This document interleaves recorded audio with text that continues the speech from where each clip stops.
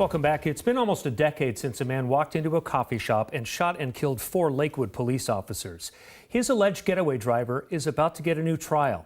Tacoma Bureau Chief Kristen Ayers is live in Pierce County tonight, where some protesters are calling for his release. Kristen. That's right. Dorcus Allen's retrial still months away, but today protesters gathered here outside the city-county building. They were holding signs and hoping to send a message to prosecutors. Protesters in front of the Pierce County Courthouse were silent, but their signs said it all. They came in support of Dorcus Allen, the man accused of driving the getaway car after his friend Maurice Clemens shot and killed 4 Lakewood police officers at a Parkland coffee shop almost a decade ago. There was only one shooter. That shooter was Clemens, who was killed by police a few days later. But Elgin McDonald, an activist with the New Century Justice Network, claims Allen has been used as a scapegoat. I talked with him yesterday, and he said to me, Alton, it's about my rights. It's about me being incarcerated for something that I did not do.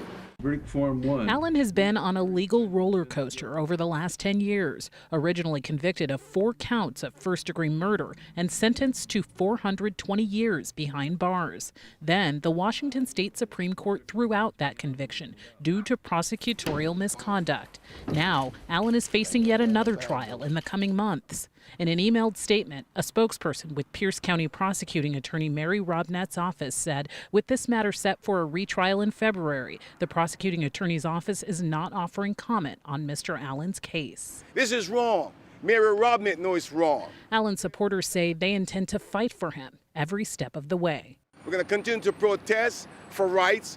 We'll continue to protest for Mr. Dorcus Allen until the county releases him from the jail. So Allen will not face aggravated murder charges in his new trial. That would have carried a mandatory life sentence with no parole. Instead, the Washington State Supreme Court ruled that would have been a case of double jeopardy. Live in Tacoma, Kristen Ayers, King 5 News.